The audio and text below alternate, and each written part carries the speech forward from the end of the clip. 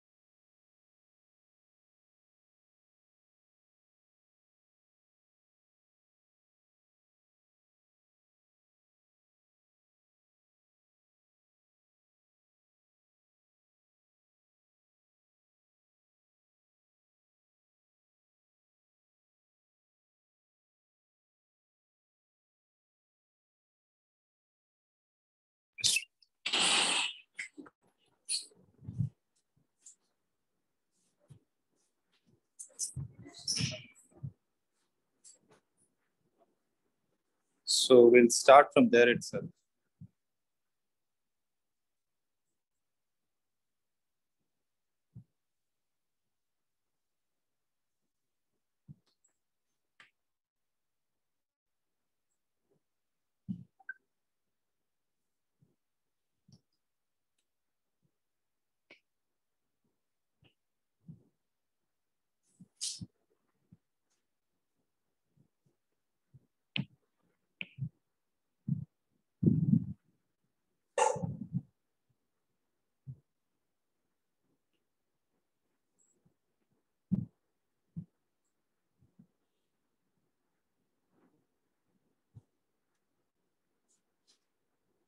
Yes.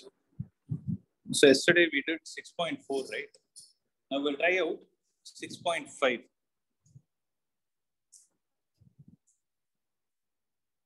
So do this. There is a closed loop which is held stationary in the magnetic field between the north and the south pole. Okay, there is a closed loop which is held stationary in the magnetic field between the north and the south poles of two permanent magnets held fixed. Can we hope to generate current in the loop by using very strong magnets?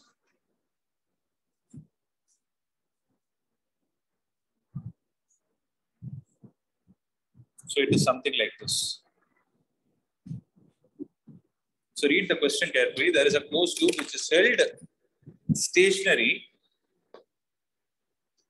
in the magnetic field between the north and the south pole of two permanent magnets, which are also held fixed. Can we hope to generate current in the loop by using very strong magnets?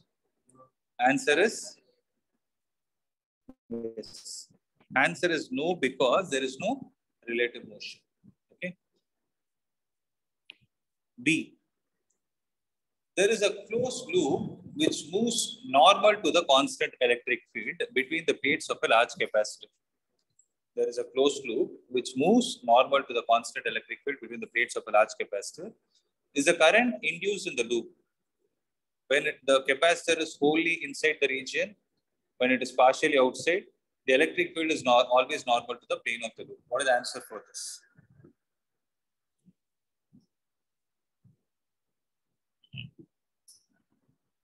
So there is a relative motion between the loop and the field.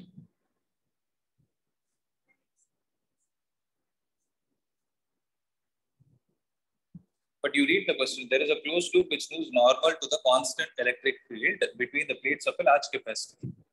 So when there is a relative motion between the loop and the field, will there be a magnetic field induced? Will there be an EMF induced? No, because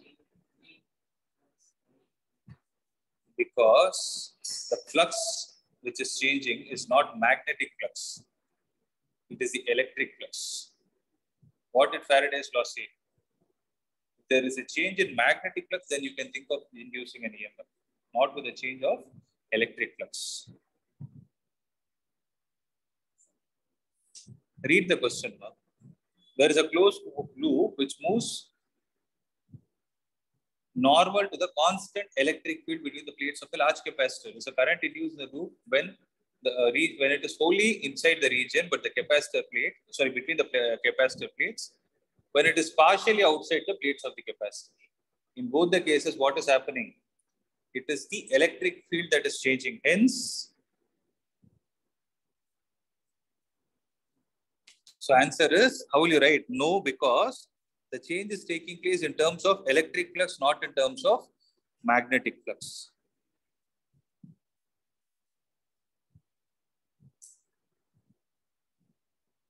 Okay. Next.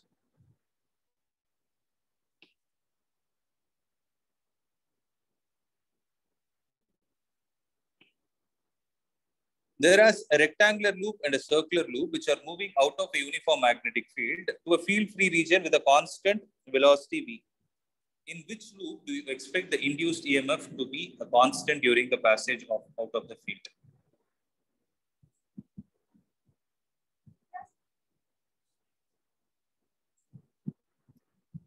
So think about it. There is a rectangular and a circular loop which is moving out of uniform magnetic field to a field-free region with a constant velocity. In which loop do you think the expected induced EMF to be constant during the passage out of the field region? The field is normal to the loops.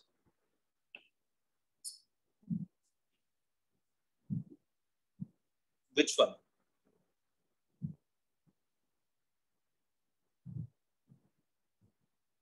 If you read the question, they're asking, in which one do you expect the induced EMF to be a constant during the passage out? It is for the rectangular loop because there is a constant area that is coming out.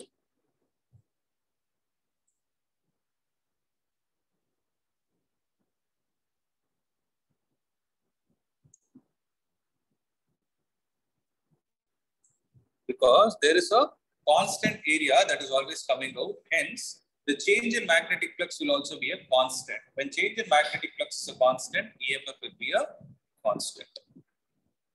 Is it clear?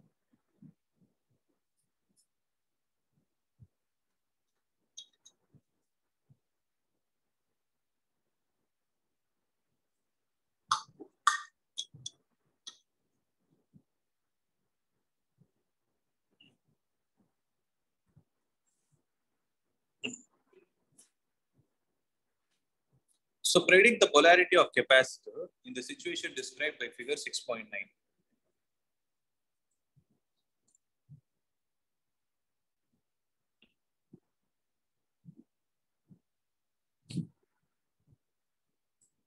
So predict the polarity of capacitor in the situation described by figure 6.9. So if you see the capacitor, right, you're able to see the dotted lines. No? Wherever you are able to see those dotted lines going and hitting the center is the side you're able to see. So if I place a circular coil like this, you'll be able to see a straight line. Whereas when I turn it in this way, then I'll be able to see the center view. Okay, I need to take this call. So I'll just give you the hint. So I'm able to see the center view. So this side is facing the south pole and the back one is facing the north pole. Right? Which one is, what will be the polarities induced on A and B? Think about it.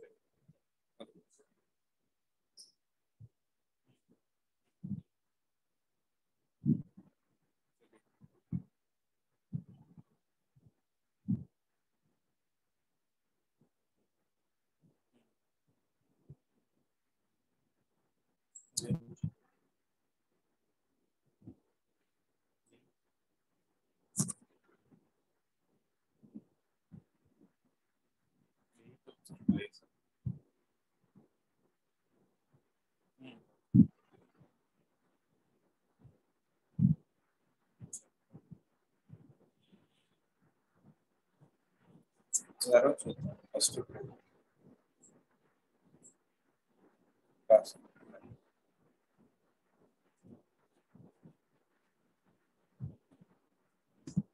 listen.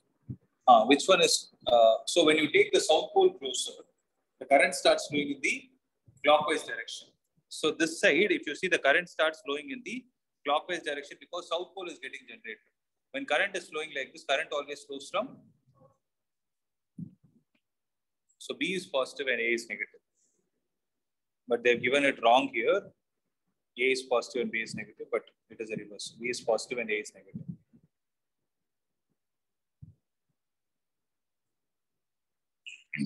Okay. Now we are going to discuss another important topic called as motional electromotive force. Okay. Now, the name suggests something. Motional electromotive force. So motional EMF. So you're able to generate EMF across the edge of that rod by moving it in a magnetic field. That is why we call it as motional EMF. Okay. Suppose you're able to create a situation where you have a rectangular frame in the C shape. And on that rectangular frame, you're having a wire of length L. Okay. Length L is only between these 2 points. Okay. If you have a wire of length L, which is moving in the leftward direction in the presence of a field which is into the plane. Is it clear? Right? Now, when this is the scenario, we need to find what is going to be the value of EMF induced across the rod PQ. Is it clear? So how to proceed this? Listen. So there is some value of area associated here. Okay. And what is the value of that area? That area is L into X. Is that clear? Length into breadth. Now, what does EMF state? EMF is equal to minus of d phi B divided by dt. So the flux is changing, the magnetic flux is changing with respect to time. Right? So 1 minute. Let me copy this diagram.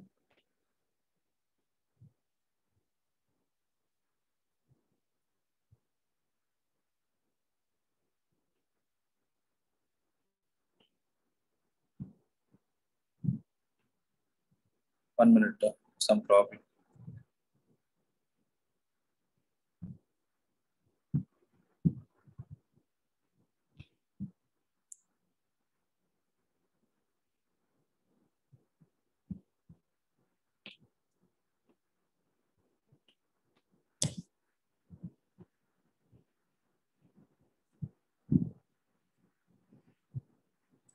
Okay. Now see, when this PQ is moving in this direction with the velocity V, what is the area associated? Again, let's recollect. It is the area associated is L into X. Okay. Now let's try to find out what is the value of magnetic flux associated.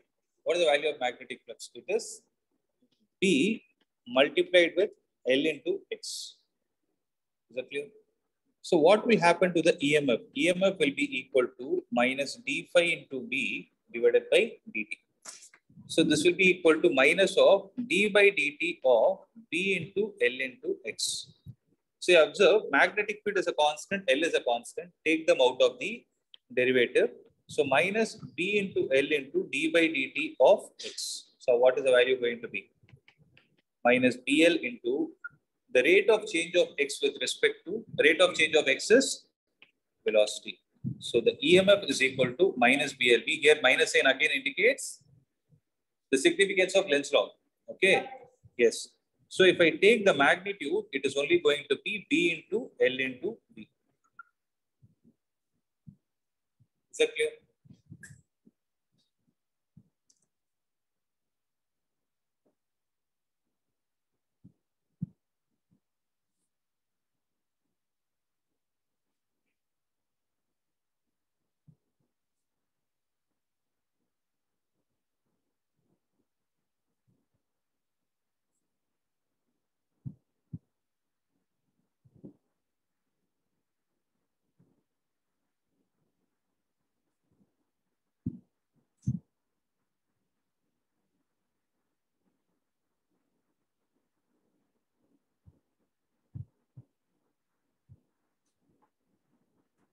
E is equal to B into L into D. Clear, guys? The next job that we need to do is we need to find the polarities of point P and Q. So how do we do that? This point I want everybody to concentrate. Now I'm going to find it using two logics. One is using Lenz's law, and the second is using force experienced by a charge projected into current carrying conductor. Okay. First, let's go with the logic number 1.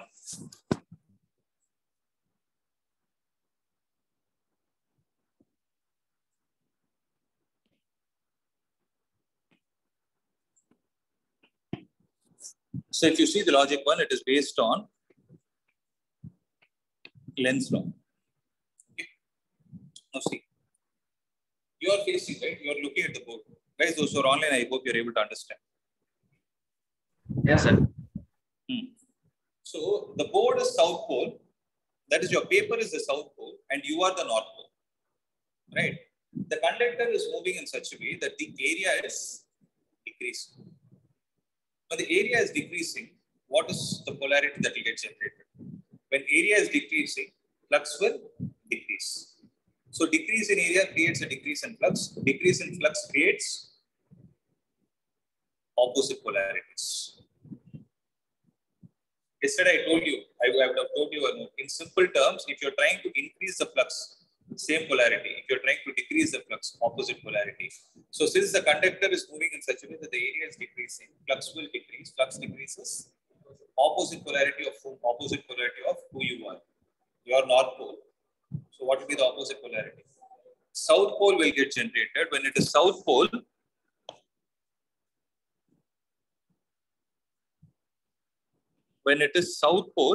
then we can say that the current starts flowing in the clockwise direction. Does it make sense? Okay. So Lenz's law, with the concept of Lenz's law, we are able to say that the current starts flowing in the clockwise direction. If current flows in the clockwise direction, which polarity is positive and which is negative?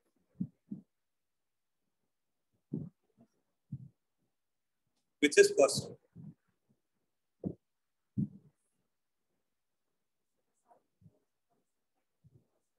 So Q is positive, P is negative. Why? Because current flows in the clockwise direction. Current flows from higher to lower potential outside the battery, and inside it flows from negative to positive. You can use, I will come to that next.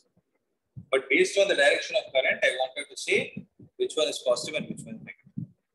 Okay. So the next logic that we are going to see is,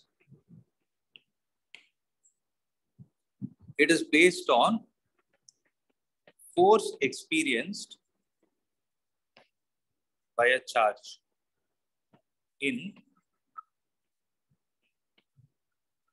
magnetic field. Suppose I have a current carrying conductor which is moving in this direction, and I have a negative charge here. If I have an electron here and velocity is v here, okay. If the magnetic field is into the plane of the paper,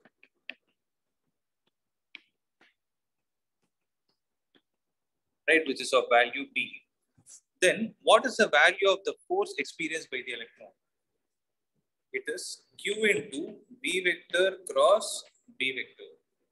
So q here is minus e into v vector is how much?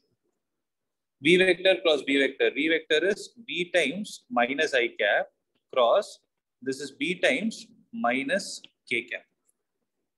So it will be minus EVB into minus I cap, that is I cap cross k cap. What is I cross k?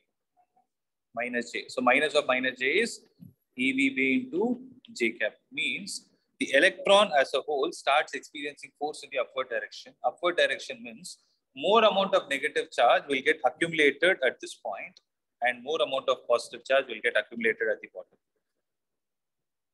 Right? That is another logic with which you can say that the force experienced in this condition, P is negative and Q is positive.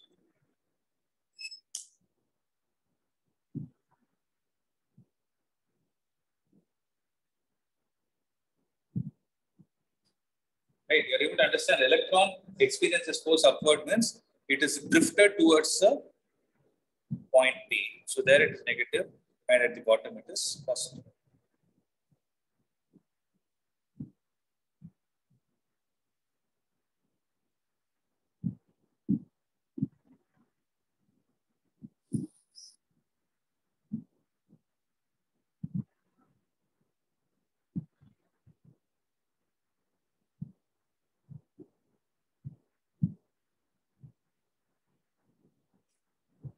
Is it clear?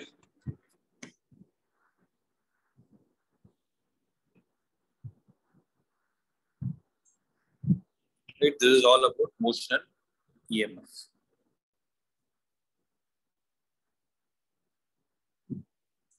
Let's try this example 6.6, which is an important one. There is a metallic rod of length 1 meter, which is rotated with a frequency of 50 revolutions per second. So what is given? They have given you the frequency. And radius of the metallic rod is 1 meter. Frequency is 50 revolutions per second. With one end hinged at the center and the other end at the circumference of a metallic ring of radius .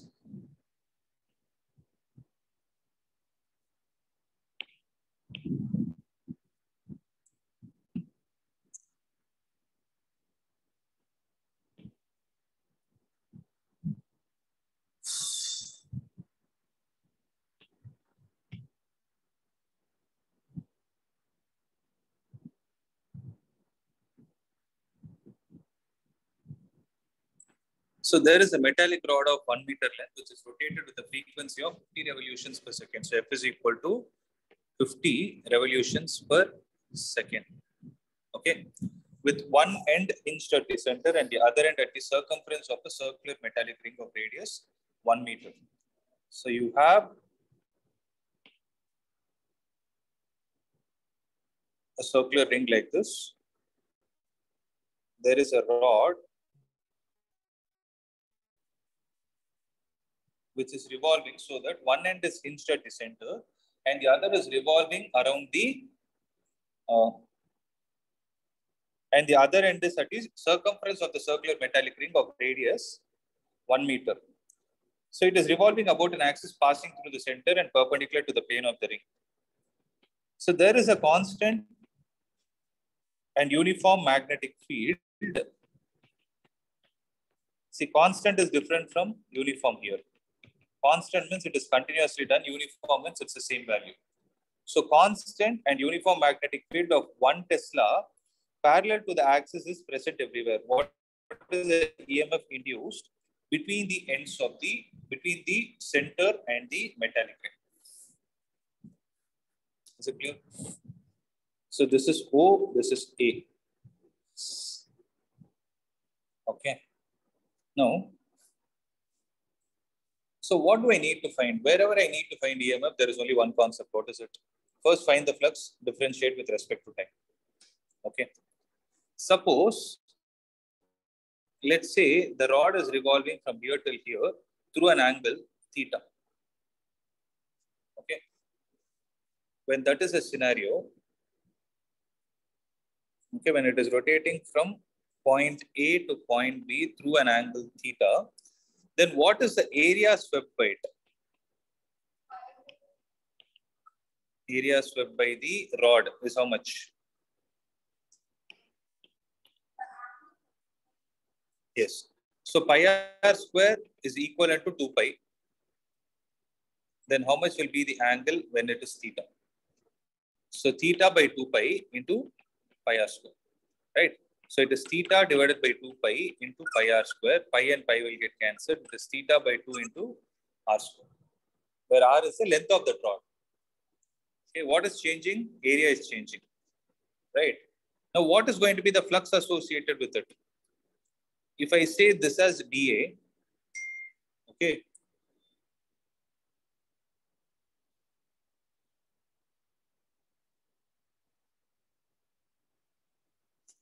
so dB will be equal to, sorry, d5 will be equal to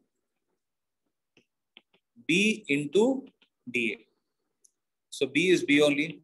into what is the value of theta divided by 2 into r square. Okay. So this is d phi. Which one? D phi b here. That is d phi b. No need. Di itself I took it as dA by. So this is d phi b. Or I'll do one thing. I'm sorry. You can take it like this. Phi b itself is like this. Okay. Now EMF will be equal to d phi b divided by dt. Is it clear? So this will be equal to half into d by dt of dr square into theta.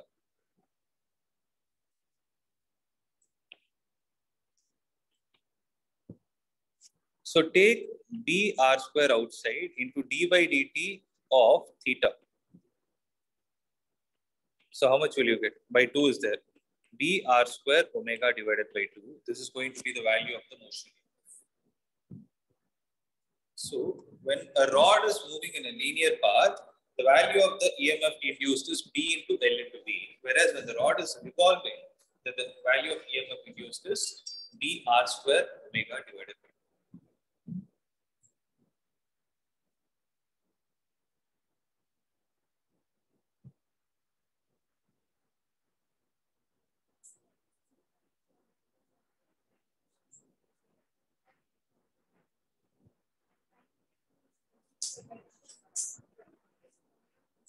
That is one time period. That is one time period. 2 pi by omega.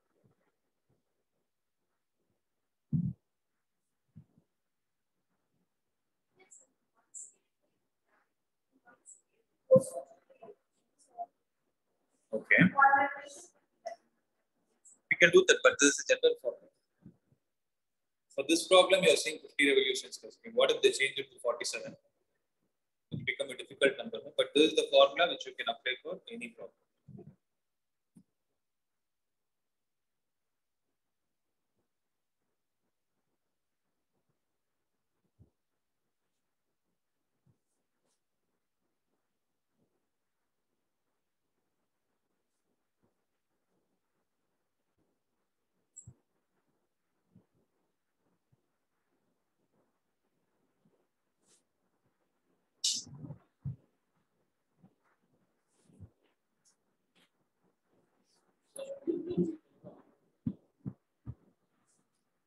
Frequency is not R omega. Frequency is not R omega. V is equal to R omega. Linear velocity is equal to R times angular velocity. That too, it is for pure rolling conditions.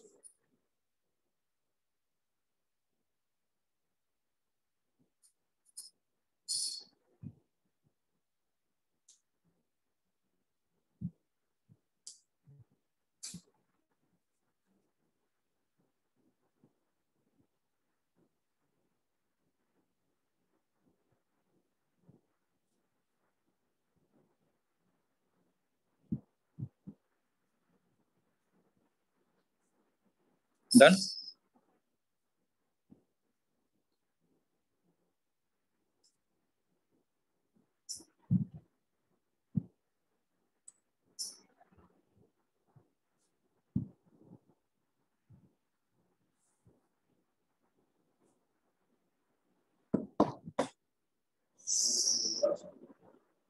No need velocity. You want to find and substitute a frequency to omega correlation is F is equal to 2 pi into omega. Sorry, omega is equal to 2 pi F.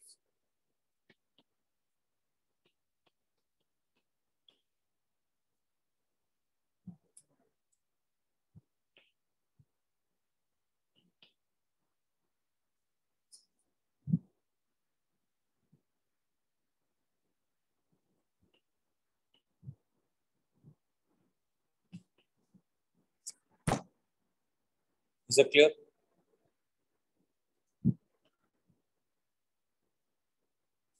So based on this, we can see another problem.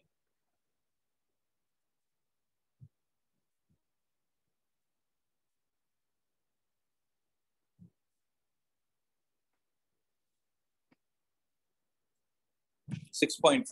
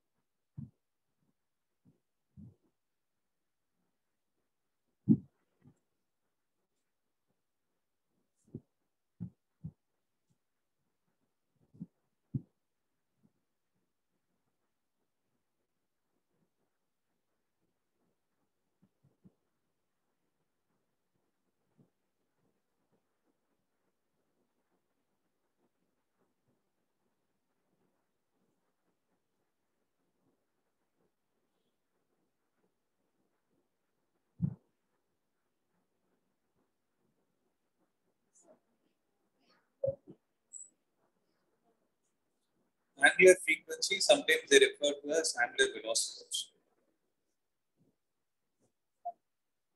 Basically, velocity means any parameter. It can be a linear distance or a radial distance changing with respect to time.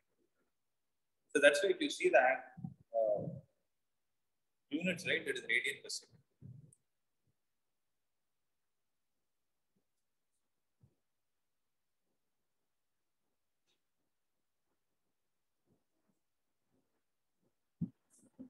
You know the formula, half BR omega square. BR square omega, R omega square. BR square omega. Half BR square omega. Half is half only, B is 0.5. R square is 1. And omega is 400. It should be 200. 200 by 2.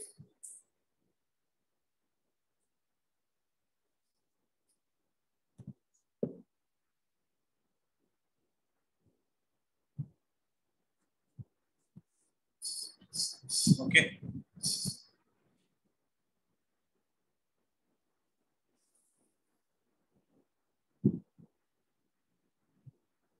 I wanted to ask.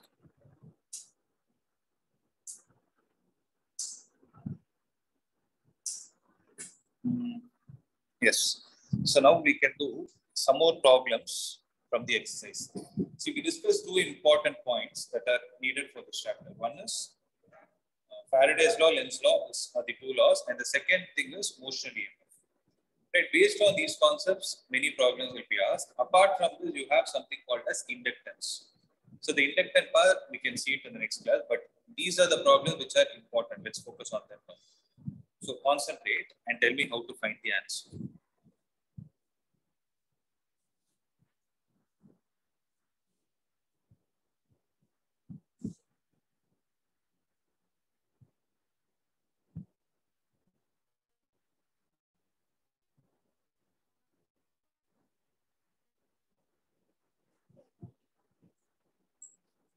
With clockwise means you tell me in reference with points.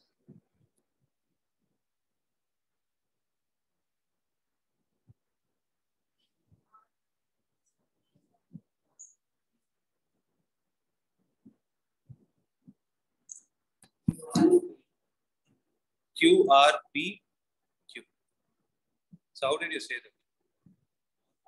South is going towards, so south pole will get generated. South pole means clockwise. So clockwise means, yes, current will flow in this direction.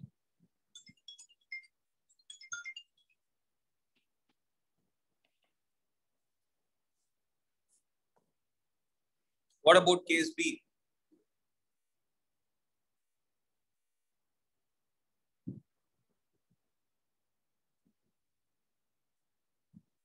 Say, observe one important thing is when south pole is going closer, observe. Tell me again.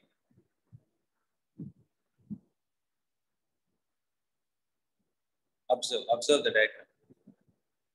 So when the south pole is going closer, right, you will have south pole generated here. Right? When it is south pole, current starts flowing in the clockwise direction. When it is a clockwise direction, the current will first not go to Q, first will go to P. Because there is a bend C. there is a disjoint part. There is a bend here, right? So what we can say is current will flow in this way. So it will complete the loop. First, it will go to point P. So P R Q P will be the answer in this one.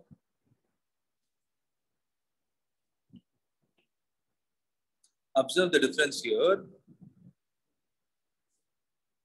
Here, what is happening is when the south pole is getting generated, the current is first going to Q. Whereas here, what is happening when the current is going to the next loop? So the current keeps going. First, it is enter P. From P, it will come to R. Then it will go to Q. In a similar way, what about N? So when N is moving away, this side will be south and this side will be north. Always look at the side which is visible to you. So when this is north, what can you say? Current flows in the anti-clockwise direction.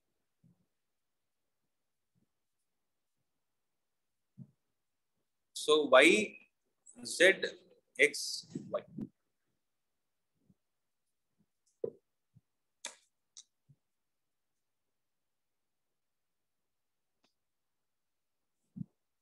What about C?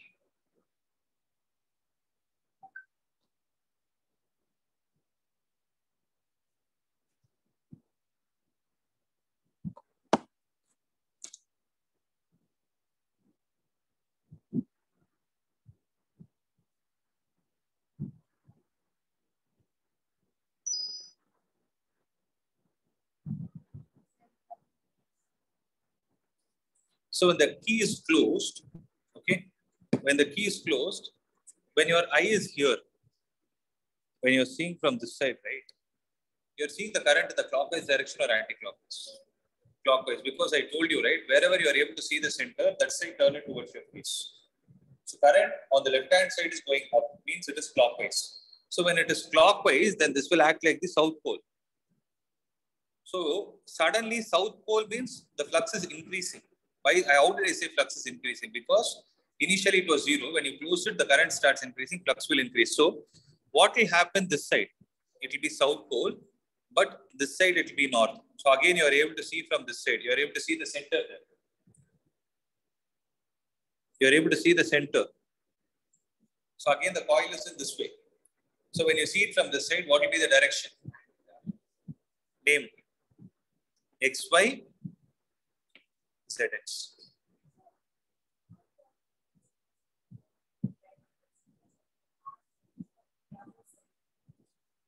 First, write it down with respect to the magnet in this case. So, which side is closer to the magnet? The face which is inward. So, if you are able to choose which side inward is, which pole inward is, outside pole you can write it down. So, I will always write it. So, whether you write it this side or this side, it is the same answer. If this is south, see if you are seeing from this side, if it is anti-clockwise, when you see it from this side, it will be clockwise. So, when it is clockwise, it is still YZX. Sorry, XYZX. You can write anything there. YZXY, but whatever with which you start, whatever is the letter with which you started, you should end with it.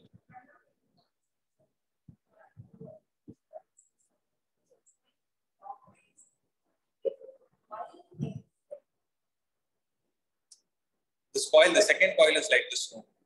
Is it like this or like this? With respect to you, it is facing you. Why did you say it is facing you? Because you are able to see the center. Right? So you are able to see the center, it is like this. So the covered part is the one which is closer to the south pole. So the covered part is south pole, means the one which you are able to see is the north pole. Now this is also a tricky one. I told you, right, these problems are very tricky.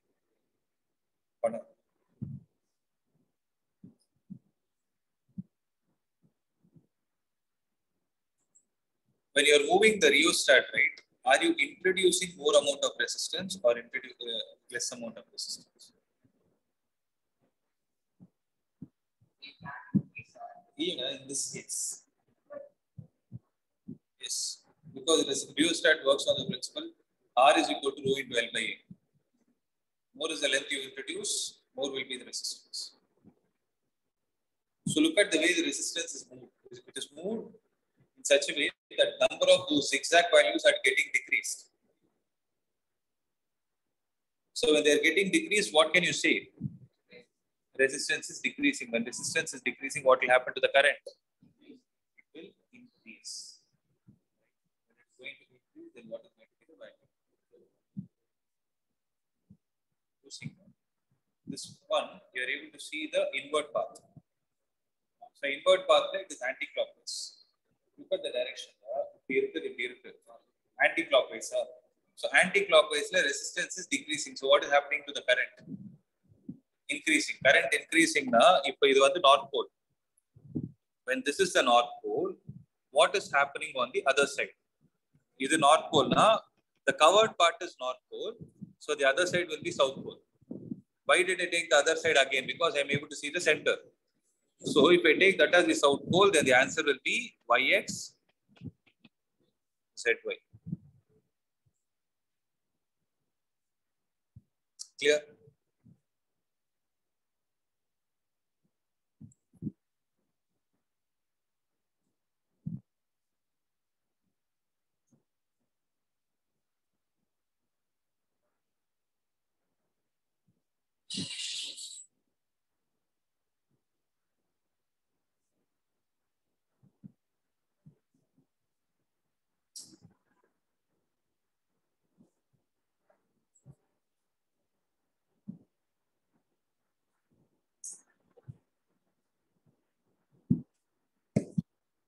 Okay.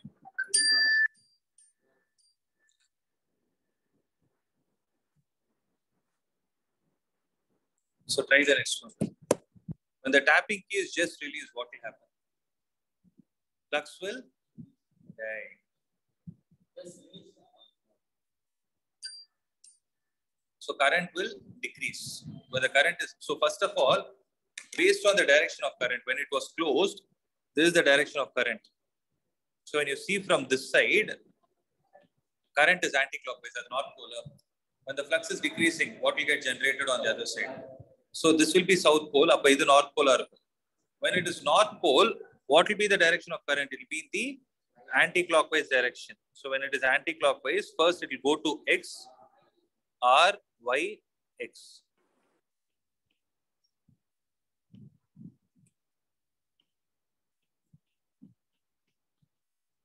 Is it clear?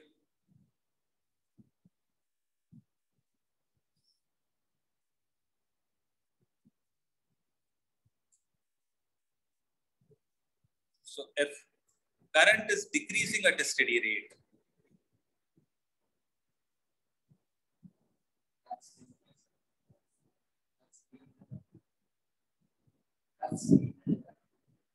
flux due to the current will decrease.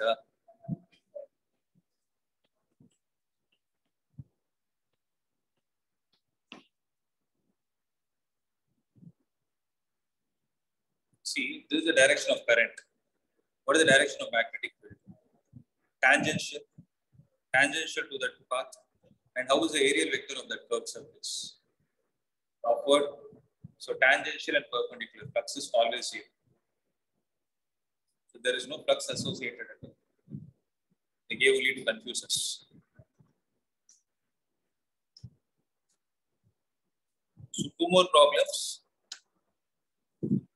So use Lenz's law to determine the direction of induced EMF, induced current in the situation described by figure 6.19. There is a wire of irregular shape turning into a circular shape. So irregular shape is turning into a circular shape. What can you say? The area is increasing. Area is increasing. Flux is increasing. Flux is increasing. Same polarity as you. What pole are you? Whenever the field is into the plane, you are North Pole. So North Pole means same pole. Same pole now. Direction of current should be DCBAD. So what is the logic? Area increasing. If area is increasing, flux is increasing. Flux is increasing, then you will have same polarity as you are. So what is the same polarity? It is North Pole. So current will be DCBA. What about D? Area is decreasing. So area decreasing, flux decreasing. So what will happen? It will be opposite pole of what you are. Yes. It will be north pole. In this case also the current will be in the anti-clockwise direction. So D dash, C dash, B dash, A dash, D dash. This is the direction of current.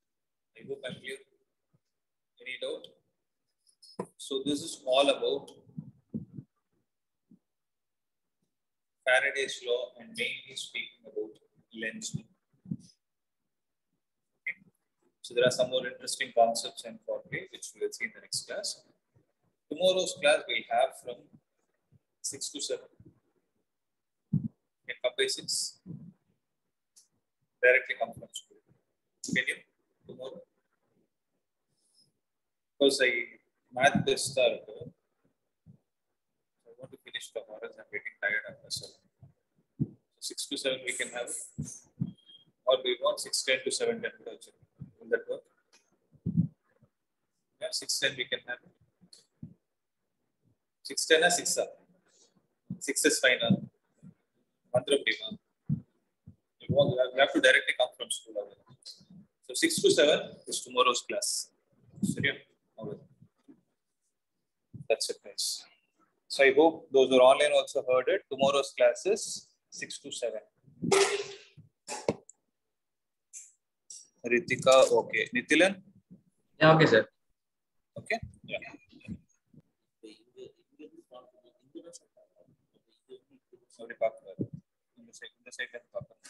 இந்த side centre தெரியுதோ அந்த சைடுல இருந்து பார்ப்போம். So இந்த side centre தெரியுதோ இந்த சைடுல இருந்து இங்க இருந்து பார்ப்போம். ஆமா, எங்க சென்டர் தெரியுதோ அது பார்ப்போம். இது பார்ப்போம். சென்டர் இங்க தெரியுது. ஓகே, சோ இங்க இருந்து பார்ப்போம். சோ இங்க வந்து இது. See, that is my technique. இதுதான் பண்ணுவீங்க. ஏதோ புதுசா கண்டுபிடிச்சா ஓகே. அதுவே ஈஸியா இருந்தனா அத ஃபாலோ பண்ணுங்க. அப்போ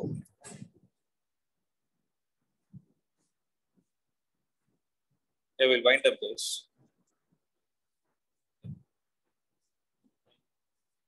Sir. Yeah, Nithilan, tell me. Sir, the exam online irukuma, sir? Second exam. You can write it, but I would suggest if you can come and write here, it will be better. But still, Time get up.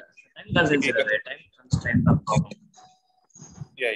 If you can come here and write, it will be beneficial. Next week, I will be able to come to the offline, sir. Okay, then it's fine. Yeah, sir. Bye, sir. Bye.